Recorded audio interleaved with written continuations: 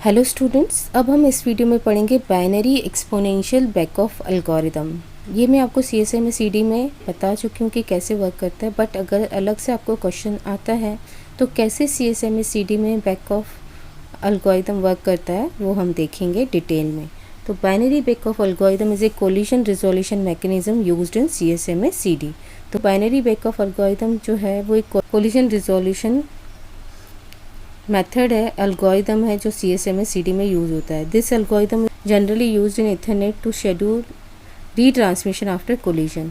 तो ये एल्गोरिदम जो है मेनली हम ईथरनेट में यानी कि वायर्ड लैन में यूज़ करते हैं, जो ये शेड्यूल करता है कि कोलिजन होने के बाद स्टेशन को कब रीट्रांसमिशन करना है। दो स्टेशन ने एक साथ डेटा ट्रांसमिट किया और उनके फ्रेम्स कोलाइड हो गए, इसी टाइम दोनों एक साथ डेटा ट्रांसमिट करने लगेंगे फिर से कोलिजन हो जाएगा।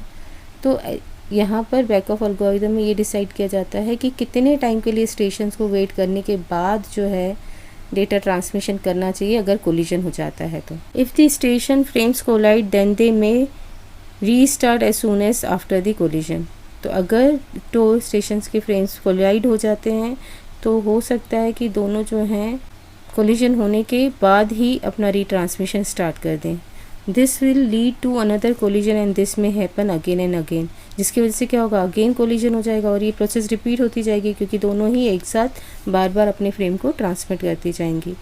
तो to prevent this back off algorithm is used. इस चीज़ को रोकने के लिए, प्रिवेंट करने के लिए बैक ऑफ एल्गोरिदम का यूज़ किया जाता है। जैसे यहाँ पर A स्टेशन है और B स्टेशन है, दोनों ने एक साथ डेटा ट्रांसमिट किया तो यहाँ पर उनका कोलिजन हो गया।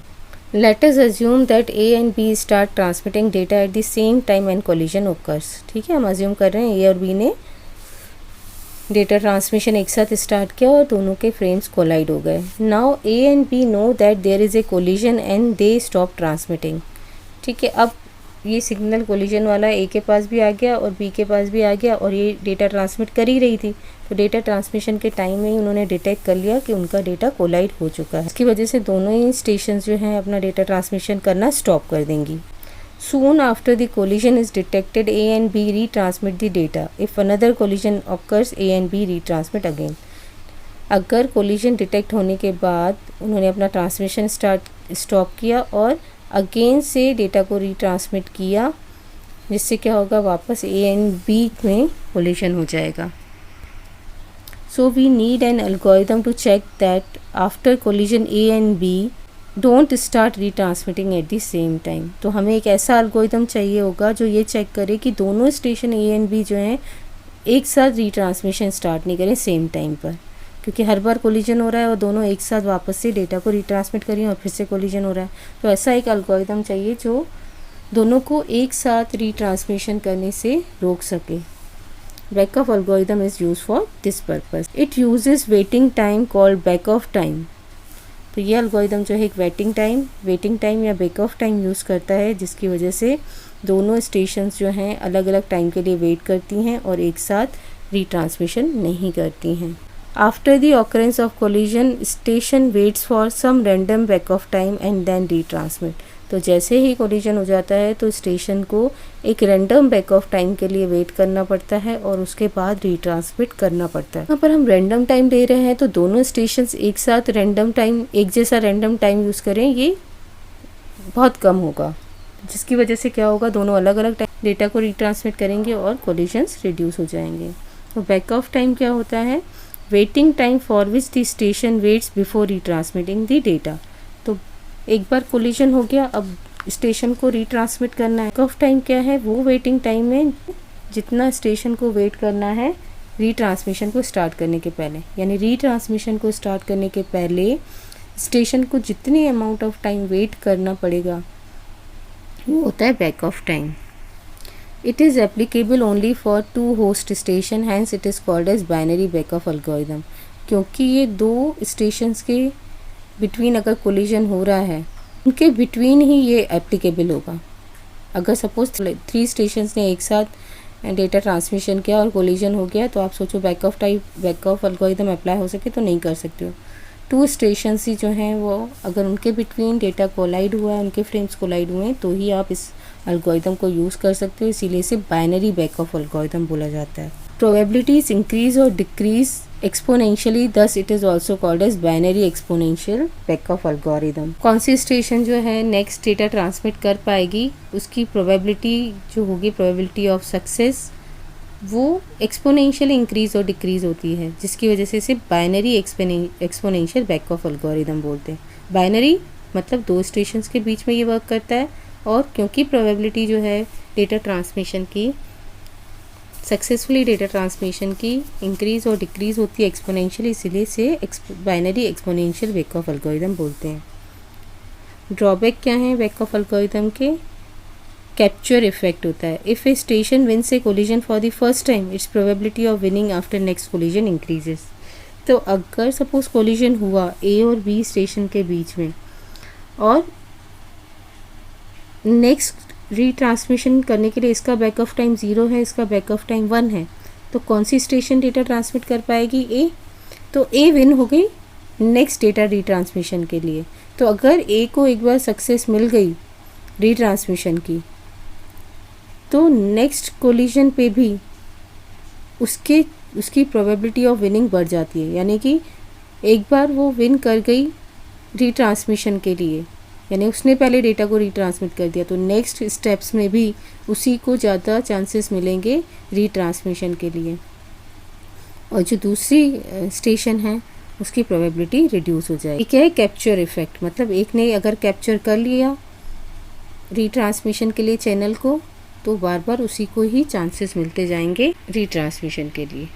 तो इसको हम एक एग्जांपल से समझ लेते हैं कि सपोज दो स्टेशन से ए एंड बी, और दोनों ही अपना पैकेट 1 जो है सेम टाइम पे ट्रांसमिट कर रही हैं. और जैसे ही दोनों ने ट्रांसमिट किया, सेंटर में आके दोनों का पैकेट जो है यहाँ पर पहुँच के दोनों का ही पैकेट 1 जो है आपस में कोलाइड हो जाएगा और कोलिजन हो जाएगा. तो जैसे ही कोलिजन होगा n इक्वल्स टू क्या हो जाएगा? 1.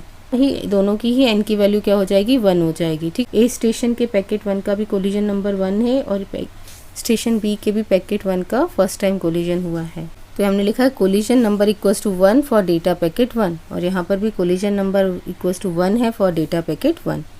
ये देखो, हमने Beckhoff algorithm का फ्लो चार्ट भी बताया था CSMA-CD में. तो इसके अकॉर्डिंग हमने क्या किया था, इनिशियली n इक्वल्स टू 0 था. ठीक है, क्योंकि फर्स्ट टाइम अगर डेटा ट्रांसमिट हो रहा है, पैकेट ट्रांसमिट हो रहा है, तो कोलिजन नहीं हुआ होगा, तो n की वैल्यू 0 थी. ठीक है, फिर स्टेशन ने कैरियर को सेंस किया, उसे आइडल मिल गया, तो उसने फिर इनको ट्रांसमिट कर दिया. अब दोनों ए और बी ने एक साथ डेटा ट्रांसमिट किया, कहाँ पर आ गए हम? कोलिजन हो गया. तो हम इस स्टेप पे हैं. तो कोलिजन आने के बाद क्या होगा? जैम सिग्नल ट्रांसमिट करेंगी ये स्टेशन सबको बताने के लिए कि कोलिजन हो गया है. फिर उनकी n की वैल्यू क्या हो जाएगी? n+1. तो यहाँ पर हम देख रहे हैं इनिशियली n इक्वल्स टू क्या था? 0 था. अब n इक्वल्स टू हमने क्या कर दिया? n+1. तो दोनों की ही ए और बी स्टेशन का पैकेट 1 जो है उसने कोलिजन फेस किया है, तो दोनों की ही n की वैल्यू क्या हो जाएगी? 1 हो जाएगी. तो ये n इक्वल्स टू 1 हो गया. फिर इसको लिमिट से चेक किया जाएगा. ठीक है, अभी हम इसको नहीं कंसिडर कर रहे हैं लिमिट को. फिर क्या होगा? एक रैंडम नंबर सेलेक्ट करेंगे दोनों स्टेशंस 0 से लेकर 2 to the power n-1. तो 2 to the power n-1 मतलब 2 की पावर 1-1 यानी कि 1. तो रैंडम नंबर्स किसके बिटवीन सेलेक्ट होंगे? 0 और 1 के. तो दोनों स्टेशंस को 0 और 1 के बीच में से एक नंबर सेलेक्ट करना होगा. तो इसके 4 कॉम्बिनेशंस हो सकते हैं. तो रैंडम नंबर 0 और 1 हो सकता है. स्टेशन ए ने अगर 0 रैंडम नंबर सेलेक्ट किया और बी ने भी 0 किया, क्योंकि हमें तो 4 केसेस ही कंसिडर करने पड़ेंगे, हमें नहीं पता कि कौन सा कॉम्बिनेशन से सिलेक्ट किया होगा. तो 0-0 अगर दोनों ने रैंडम नंबर 0 किया, तो वेटिंग टाइम क्या होता है? Random number into time slot. दोनों का ही वेटिंग टाइम क्या हो जाएगा? 0. अगर दोनों ने ही 0 सेलेक्ट किया, इसका मतलब है कि दोनों सेम टाइम पे फिर से रीट्रांसमिशन करेंगे और फिर से कोलिजन हो जाएगा. लेकिन अगर एक ने 0 सेलेक्ट किया रैंडम नंबर, एक ने 1 सेलेक्ट किया, तो उस केस में क्या होगा? इसका वेटिंग टाइम क्या हो जाएगा? 0. इसका क्या हो जाएगा? 1 इंटू टाइम स्लॉट, जो भी टाइम स्लॉट होगी. तो किसको वेट करना पड़ेगा? बी को वेट करना पड़ेगा, और ए जो है अपना डेटा रीट्रांसमिशन पहले कर पाएगी. यहाँ पर ए रीट्रांसमिट फर्स्ट, क्योंकि उसका वेटिंग टाइम 0 है, तो वो उसी टाइम डेटा कैरियर को सेंस करने के बाद अगर उसे आइडिया मिलता है तो डेटा को ट्रांसमिट कर देगी, और बी को वेट करना पड़ेगा. और अगर कॉम्बिनेशन 1-0 हुआ, तो उस केस में बी रीट्रांसमिट करेगी फर्स्ट, क्योंकि उसका टाइम कम है. और फोर्थ केस क्या हो सकता है, 1-1 दोनों ने सिलेक्ट किया तो अगेन कोलिजन हो जाएगा। ठीक है, तो इस टाइप से ये बैक ऑफ एल्गोरिदम वर्क करता है। अगर हम probability of a winning after the first collision check करें कि पहला कोलिजन होने के बाद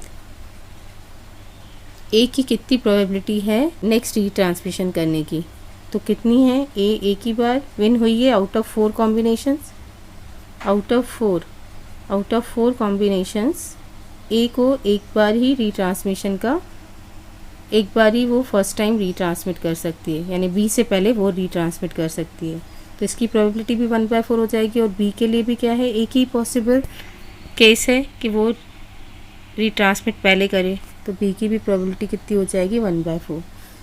और कोलिजन कितनी बार हुआ है, 2 टाइम्स, तो कोलिजन की प्रोबेबिलिटी कितनी हो जाएगी, 2/4। ठीक है, अब अगर अब सपोज़ करो हम ये वाला केस ले रहे हैं कि ए को वेट करना है और ये बी है। ठीक है, हमारे यहाँ पर केस में ये बी है, ए जो है वो वेट करेगी और बी जो है वो रीट्रांसमिट करेगी, यानी कि बी विन हो गई नेक्स्ट पैकेट को ट्रांसमिट करने के लिए, ट्रांसमिट कर देगी। और सपोज़ उसका पैकेट जो है कैरियर्स फ्री मिला और रीट्रांसमिट भी हो गया सक्सेसफुली। अब क्या होगा, ए का तो पैकेट 1 ट्रांसमिट नहीं हुआ है, तो 1 टाइम स्लॉट वेट करने के बाद वो वापस से पैकेट 1 को ट्रांसमिट करेगी। और सपोज़ उसी टाइम पे स्टेशन बी ने पैकेट 2 को ट्रांसमिट किया, क्योंकि उसका पैकेट 1 तो ट्रांसमिट हो चुका है, तो उस केस में क्या होगा, दोनों ने एक टाइम पे ट्रांसमिट किया, तो इसका पैकेट 1 और इसका पैकेट 2 आपस में कोलाइड हो गए, तो इसके पैकेट 1 का क्या है, सेकेंड नंबर कोलिजन हुआ है। पैकेट 1 का पहले भी यहाँ पर कोलिजन हुआ था, यहाँ पर फिर से हुआ है, तो इसका कोलिजन नंबर क्या हो जाएगा, 2, और इसका पैकेट 2 का पहली बार कोलिजन हुआ है, तो इसीलिए इसका n की वैल्यू क्या हो जाएगी, 1 हो जाएगी। अब रैंडम नंबर्स कहाँ से सिलेक्ट होंगे, 0 to 2 to the power n-1, तो 2 की पावर 2, 4 minus 1 is 3, तो 0 1 2 3। ए के लिए चॉइसेस क्या हैं, वो रैंडम नंबर सेलेक्ट कर सकती है, 0 या फिर 1 या 2 या 3। और बी के पास क्या चॉइसेस हैं, 2 की पावर 1 यानी कि 2 minus 1, तो 0 और 1 की कॉम्बिनेशन। तो ऐसे कितने पॉसिबल कॉम्बिनेशंस बनेंगे, 0 0 का, 0 1 का, ठीक है, इस 0 का 0 से, इस 0 का 1 से, इस 1 का 0 के साथ, इस 1 का 1 के साथ, फिर 2 का 0 के साथ, फिर 2 का 1 के साथ, फिर 3 का 0 के साथ, फिर 3 का 1 के साथ, तो इसमें ये बी है। तो यहाँ पर अगर दोनों ने 0 0 सेलेक्ट किया तो कोलिजन हो जाएगा, दोनों ने 1 1 सेलेक्ट किया तो कोलिजन हो जाएगा। लेकिन अगर ए ने 0 सेलेक्ट किया और बी ने 1 सेलेक्ट किया तो ए विन हो जाएगी और बी को वेट करना पड़ेगा। यहाँ पर एक ट्रांसमिट कर देगी उसी टाइम, क्योंकि उसका वेटिंग टाइम 0 हो जाएगा, और बी को वेट करना पड़ेगा। यहाँ पर ए को वेट करना पड़ेगा क्योंकि बी का वेटिंग टाइम 0 है। यहाँ पर तो कोलिजन हो जाएगा। यहाँ पर ए का टाइम ज़्यादा है, बी का कम है, तो ए को वेट करना पड़ेगा। यहाँ पर भी ए को वेट करना पड़ेगा, यहाँ पर भी ए और यहाँ पर भी ए, क्योंकि ए का टाइम ज़्यादा है। प्रीवियस केस में हमने किसको रीट्रांसमिशन करने दिया, बी को, क्योंकि उसका वेटिंग टाइम 0 है। तो इस केस में भी देखो क्या हुआ, जो बी है, अगर यहाँ पर ए वेट कर रहा है, इसका मतलब है कि बी जो है वो सिर्फ एक टाइम ही वेट करेगा, बाकी सारे टाइम ए को वेट करना पड़ेगा। इसीलिए हमने क्या कहा था कि अगर एक बार कोई स्टेशन विन कर जाती है रीट्रांसमिशन के लिए, तो नेक्स्ट टाइम भी उसकी प्रोबेबिलिटी बढ़ जाती है रीट्रांसमिशन के लिए। तो यहाँ पर अगर हम देखें तो probability of success for a कितना हुआ, जब सिर्फ ये वाला केस, यहाँ पर सिर्फ बी को वेट करना पड़ा और ए को डेटा ट्रांसमिशन करने के लिए मिला। तो सिर्फ आउट ऑफ 8 कॉम्बिनेशन एक बार ही ए जो है विन करेगी डेटा को रीट्रांसमिशन करने के लिए।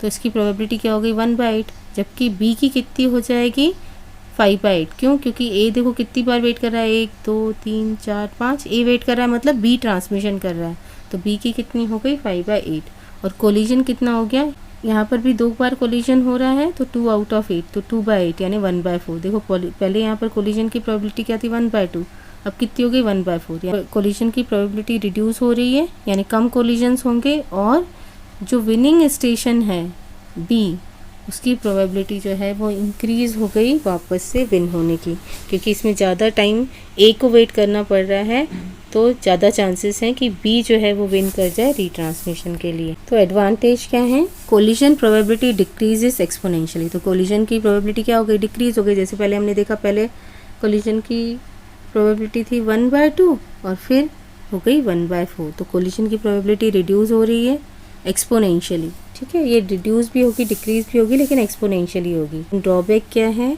Station who wins one keeps on winning, capture effect. अगर कोई स्टेशन विन कर जाती है रीट्रांसमिशन के लिए तो बार बार वही विन करती है रीट्रांसमिशन के लिए, ये इसका ड्रॉबैक है। यानी ए और बी में से अगर ए विन हो गई तो बार बार ए ही डेटा को रीट्रांसमिट करती जा रही है और बी जो है उसे वेट करना पड़ रहा है।